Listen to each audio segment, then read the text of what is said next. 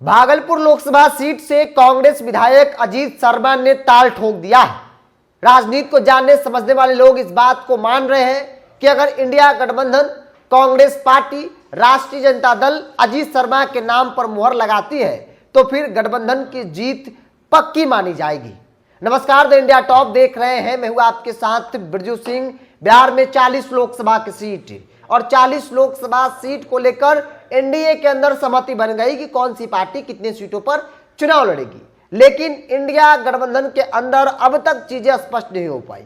First phase में जिन सीटों पर चुनाव है, लालू प्रसाद यादव ने अपना उम्मीदवार उतार दिया है, लेकिन बाकी सीटों पर कौन कहां से और कैसे चुनाव लड़ेगा, यह एक बड़ा सवाल है। और इन सवालों के बीच, इन चर्चाओं के बीच कांग्रेस के वरिष्ठ विधायक जो विधायक दल के नेता रहे हैं अजीत शर्मा, उन्होंने भागलपुर सीट को लेकर ताल ठोक दिया और कहा कि भागलपुर से चुनाव लड़ने के लिए हम तैयार हैं। हालांकि चर्चा उनकी बेटी नेहा शर्मा को लेकर भी हो रही थी, लेकिन अजीत शर्मा खुद चुनाव लड़ेंगे ऐसा माना जा रहा है। अब सवाल है कि क्या अजीत शर्मा भागलपुर की राजनीति में फिट बैठ पाएंगे? क्या अजीत शर्मा भागलपुर से चुनाव जीत पाएंगे? चूंकि लालू प्रसाद यादव कांग्रेस पार्टी बिहार के 40 लोकसभा सीट को लेकर उम्मीदवारों की लिस्ट जब बनाई जा रही है तो काफी बारीकी से छानबीन किया जा रहा है, उनके बारे में पता किया जा रहा है कि क्या इनका बैकग्राउंड है, जमीनी हकीकत क्या है, जनता का फीडबैक क्या है।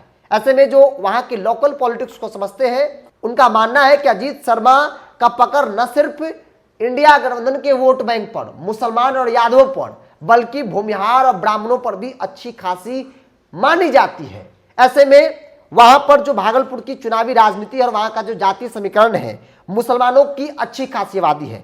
तकरीबन 4 लाख से अधिक मुसलमानों का वोट है भागलपुर लोकसभा क्षेत्र में। और इस वोट बैंक पर न सिर्फ कांग्रेस पार्टी की पकड़, राष्ट्रीय जनता दल की पकड़, बल्कि व्यक्तिगत तौर पर अजीत शर्मा की मजबूत पकड़ मानी जाती है। इसके अलावा यादव यहां पर 3 लाख से अधिक की संख्या में है। यादव लालू यादव का वोट बैंक माना जाता है।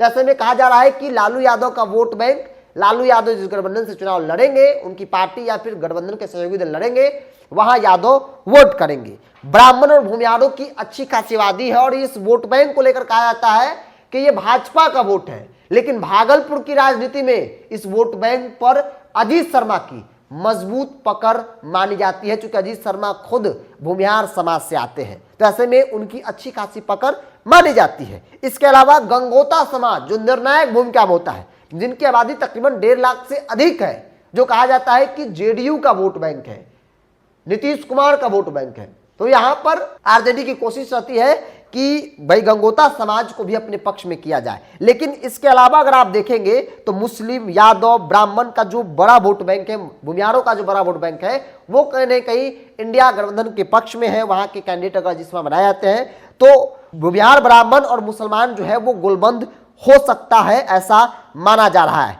अगड़ी जातियों की तकरीबन टोटल जो आबादी है वो 5 लाख के आसपास है। मतलब कुल मिलाकर जो वहां की चुनावी राजनीति है, जो वहां का जातीय समीकरण है, उस लिहाज से अजीत शर्मा एक मजबूत और प्रबल दावेदार के तौर पर देखे जा रहे हैं। अब जरा यहाँ का ट्रैक रिकॉर्ड भी देख लीजिए। पिछली बार एनडीए से जेडीयू चुनाव लड़ी थी, अजय मंडल सांसद बने। अजय मंडल को कुल 6,18,254 वोट मिले थे। वही महागठबंधन से आरजेडी ने शैलेश कुमार मंडल को चुनाव में उतारा था। शैलेश कुमार मंडल गंगोता समाज से आते हैं, जिनकी आबादी तकरीबन 1.5 लाख के आसपास है। और कहा जाता है कि शैलेश कुमार मंडल या फिर दूसरे किसी मंडल पर जब जब इंडिया गठबंधन दाव लगाई है, वो दाव फेल नजर आया है।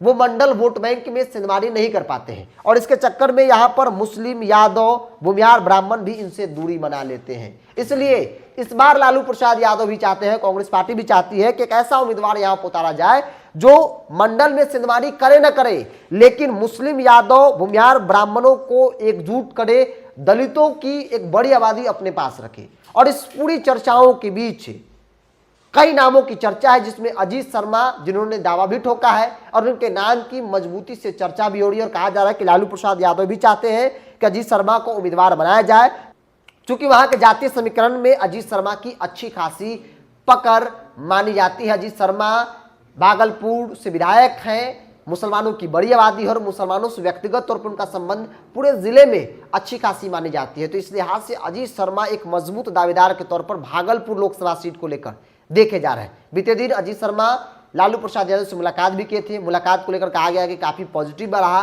लालू प्रसाद यादव भी चाहते हैं कि भाई अजीत शर्मा को मैदान में उतारा जाए, क्योंकि एक तरफ जिसे भूमिहार वोट करते हैं, जिससे माना जाता है भाजपा को वोट जाता है, उस भाजपा को लेकर थोड़ी बहुत नाराजगी है और उस नाराजगी का फायदा अजीत शर्मा को भी मिल सकता है। बहरहाल आपकी क्या राय है, आप अपनी राय को कमेंट बॉक्स में रखिए। अगर आप मेरे चैनल को यूट्यूब पर देख रहे हैं तो सब्सक्राइब कर लीजिए, फेसबुक पर देख रहे हैं तो पेज को लाइक और फॉलो कर लीजिए।